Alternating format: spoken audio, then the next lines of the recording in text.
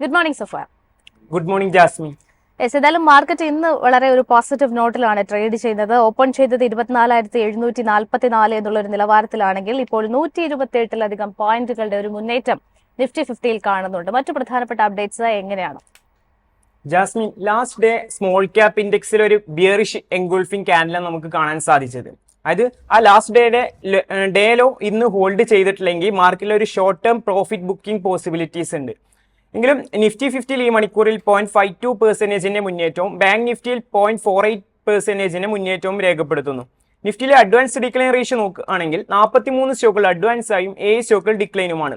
എന്നാൽ ബാങ്ക് നിഫ്റ്റിയിലാകട്ടെ 6 സ്റ്റോക്കുകൾ അഡ്വാൻസും 6 സ്റ്റോക്കുകൾ ഡിക്ലൈനുമാണ്.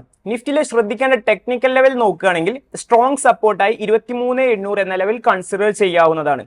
നിഫ്റ്റിയിലെ ടോപ്പ് ഗെയിനേഴ്സിൽ ഭാരത് ഇലക്ട്രോണിക്സ് 3.26% മുന്നേറ്റവും സൺഫാർമ 1.89% മുന്നേറ്റവും രേഖപ്പെടുന്നു. അതുപോലെ സിപ്ല, അപ്പോളോ ഹോസ്പിറ്റൽ എന്നിവയിലെല്ലാം നേരിയ തോതിലുള്ള മുന്നേറ്റം നമുക്ക് ഈ മണിക്കൂറിൽ കാണാൻ സാധിക്കുന്നുണ്ട്. ടോപ്പ് ലോസേഴ്സിൽ ശ്രീറാം ഫിനാൻസ് 1.85% ഇടിവും IndusInd bank, Kotak Mahindra bank, Trent എന്നീ ഓഹരികളിലെല്ലാം നേരിയ തോതിലുള്ള ഇടിവാണ് ഈ മണിക്കൂറിൽ നമുക്ക് കാണാൻ സാധിക്കുന്നത്. ഇനി ബാങ്ക് നിഫ്റ്റിയിലേക്ക് വരികയാണെങ്കിൽ 0.51% മുന്നേറ്റമാണ് ഈ മണിക്കൂറിൽ രേഖപ്പെടുത്തുന്നത്. HDFC ബാങ്ക് 1.38% മുന്നേറ്റവും ICICI ബാങ്ക് 0.56% മുന്നേറ്റവും രേഖപ്പെടുത്തുന്നു. അതുപോലെ bank of Baroda, axis bank എന്നിവയിലെല്ലാം നേരിയ തോതിലുള്ള മുന്നേറ്റം നമുക്ക് ഈ മണിക്കൂറിൽ കാണാൻ സാധിക്കുന്നുണ്ട്. ബാങ്കിംഗ് ഓഹരികളിലെ ടോപ്പ് ലോസേഴ്സിൽ ഇൻഡസിൻ ബാങ്ക് 1% ഇടിവാണ് രേഖപ്പെടുന്നത്. അതുപോലെ Kotak Mahindra bank, IDFC first bank, AU small finance bank എന്നിവയിലെല്ലാം നേരിയ തോതിലുള്ള ഇടിവ് നമുക്ക് കാണാൻ സാധിക്കുന്നുണ്ട്. ഇനി ബാങ്ക് നിഫ്റ്റിയിലെ ടെക്നിക്കൽ ലെവൽ നോക്കുകയാണെങ്കിൽ സ്ട്രോങ് റെസിസ്റ്റൻസ് ആയി 55,600 എന്ന ലെവൽ കൺസിഡർ ചെയ്യാവുന്നതാണ്. ഇതിനു മുകളിൽ ഒരു സ്ട്രോങ് ക്ലോസിംഗ് ബാങ്ക് നിഫ്റ്റിയിൽ ലഭിക്കുകയാണെങ്കിൽ നമുക്ക് നെക്സ്റ്റ് അപ്സൈഡ് മൂവ്മെന്റ് ഈ ഒരു ഇൻഡെക്സിൽ നിന്നും എക്സ്പെക്ട് ചെയ്യാവുന്നതാണ്. ഇനി IPO ബേസ് സ്റ്റോക്സ് അനലൈസ് ചെയ്യുകയാണെങ്കിൽ വാരി എനർജീസും ക്വാളിറ്റി പവറൊക്കെ ബ്രേക്ക്ഔട്ട് ഏരിയയിൽ ഒരു മൊമെന്റൽ ലോസിംഗ് ആണ് കാണാൻ സാധിച്ചത്. ഇത് ഇൻഡിക്കേറ്റ് ചെയ്യുന്നത് ഓവറോൾ മാർക്കറ്റിൽ ഒരു stock specific profit booking possibilities ഉണ്ട് എന്നതാണ്. ഇനി ഡിഫൻസ് ഓഹരികൾ അനലൈസ് ചെയ്യുമ്പോൾ നമ്മൾ എക്സ്പെക്ട് ചെയ്ത പോലെ തന്നെ പ്രോഫിറ്റ് ബുക്കിംഗ് ആണ് ലാസ്റ്റ് ഡേ ഒക്കെ കാണാൻ സാധിച്ചത്. ടെക്നിക്കലി GRSE മാത്രമാണ് സ്ട്രോങ് ആയി കാണാൻ സാധിക്കുന്നത്.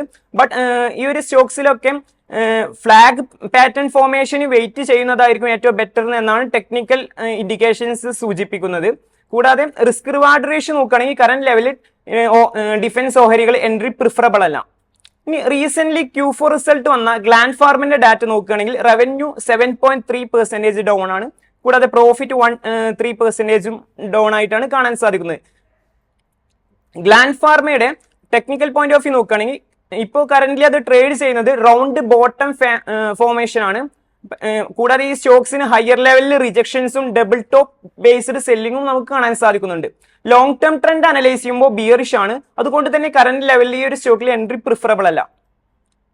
ഇനി റീസെന്റ് Q4 റിസൾട്ട് വന്ന ഗോദാവരി പവറിന്റെ ഡാറ്റ നോക്കുമ്പോൾ റവന്യൂ 4% ഡൗണും കൂടാതെ പ്രോഫിറ്റ് 1.3% അപ്പും ആയിട്ടാണ് കാണാൻ സാധിക്കുന്നത്. ഗോദാവരി പവറിന്റെ ടെക്നിക്കൽ പോയിന്റ് ഓഫ് വ്യൂ നോക്കുകയാണെങ്കിൽ ഈ സ്റ്റോക്ക് ട്രേഡ് ചെയ്യുന്നത് റാലി അറ്റംപ്റ്റ് സ്റ്റേജിലാണ്. 211 മുകളിൽ ഒരു സ്ട്രോങ് ക്ലോസിംഗ് ലഭിക്കുകയാണെങ്കിൽ നെക്സ്റ്റ് അപ്സൈഡ് റാലി നമുക്ക് ഈ ഒരു സ്റ്റോക്കിൽ നിന്ന് എക്സ്പെക്ട് ചെയ്യാം. ക്യാൻഡിൽ പെക്യുലാരിറ്റി നോക്കുകയാണെങ്കിൽ ഒരു ചോപ്പി മൂവർ ആയിട്ടാണ് നമുക്ക് ഈ സ്റ്റോക്കിനെ കാണാൻ സാധിക്കുന്നത്. 168 എന്നത് ഒരു സ്ട്രോങ് സപ്പോർട്ട് സോൺ ആയി കൺസിഡർ ചെയ്യാവുന്നതാണ്.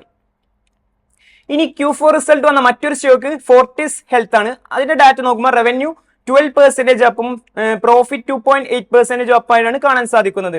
ഫോർട്ടിസ് ഹെൽത്തിന്റെ ടെക്നിക്കൽ പോയിന്റ് ഓഫ് വ്യൂ നോക്കുകയാണെങ്കിൽ ഈ ഒരു സ്റ്റോക്ക് ഫ്ലാറ്റ് ബേസ് പാറ്റേൺ ആണ് ഫോം ചെയ്തിട്ടുള്ളത്. ബേസ് ബ്രേക്ക്ഔട്ട് നടക്കണമെങ്കിൽ 738 മുകളിൽ ഒരു ക്ലോസിംഗ് ലഭിക്കണം. ട്രെൻഡ് അനലൈസ് ചെയ്യുമ്പോൾ confirm up trend with good volume ആണ് നമുക്ക് കാണാൻ സാധിക്കുന്നത്. ക്യാൻഡിൽ പെക്യുലാരിറ്റി നോക്കുകയാണെങ്കിൽ മൊമെന്റം വിത്ത് സ്മോൾ ക്യാൻഡിൽസും കാണാൻ സാധിക്കുന്നുണ്ട്. അടുത്തതായി സ്റ്റോക്ക് എഡ്ജിലെ ട്രെൻഡിങ് സ്റ്റോക്സ് നോക്കുകയാണെങ്കിൽ ഫസ്റ്റ് CCL പ്രൊഡക്ട്സ്. ഇതിൽ ലാസ്റ്റ് ഡേ ഒരു സ്ട്രോങ് മൊമെന്റം ക്യാൻഡിലാണ് ഫോം ചെയ്തിട്ടുള്ളത്. ഈ സ്റ്റോക്ക് ട്രേഡ് ചെയ്യുന്നത് ബ്രേക്ക്ഔട്ട് ഏരിയയിലാണ്. സ്ട്രോങ് സപ്പോർട്ടായി 741 എന്ന ലെവൽ കൺസിഡർ ചെയ്യാവുന്നതാണ്. ഇതിന്റെ വോളിയം അനലൈസ് ചെയ്യുമ്പോൾ ലാസ്റ്റ് ഡേയിൽ ഉണ്ടായിരുന്ന അപ്പ് വോളിയം ലാസ്റ്റ് 5 ഡേയ്സിൽ ഉണ്ടായിരുന്ന ഡൗൺ വോളിയത്തേക്കാൾ കൂടുതലാണ്. ഇത് ഇൻഡിക്കേറ്റ് ചെയ്യുന്ന ഈ ഒരു സ്റ്റോക്കിൽ മൊമെന്റ് ബസ്റ്റ് പോസിബിലിറ്റി ഉണ്ട് എന്നതാണ്. അടുത്തതായി മറ്റൊരു ട്രെൻഡിങ് സ്റ്റോക്സ് നെറ്റ് വെബ് ആണ്. അതിന്റെ ഷോർട്ട് ടേം പെർസ്പെക്റ്റീവ് നോക്കുകയാണെങ്കിൽ ലാസ്റ്റ് 10 ഡേയ്സിൽ സ്പൈക്കിംഗ് വോളിയം ആക്ഷൻസ് നമുക്ക് കാണാൻ സാധിക്കുന്നുണ്ട്. ഈ ഒരു സ്റ്റോക്കിലും നമുക്ക് മൊമെന്റം ബസ്റ്റ് എക്സ്പെക്ട് ചെയ്യാവുന്നതാണ്.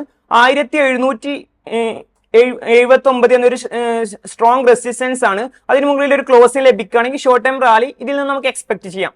ഇനി ലോങ് ടേം പെർസ്പെക്റ്റീവ് നോക്കുകയാണെങ്കിൽ ഈ സ്റ്റോക്ക് ട്രേഡ് ചെയ്യുന്നത് സ്റ്റേജ് 4 അതായത് ഡിസ്ട്രിബ്യൂഷൻ ഫേസിലാണ് ട്രേഡ് ചെയ്യുന്നത്.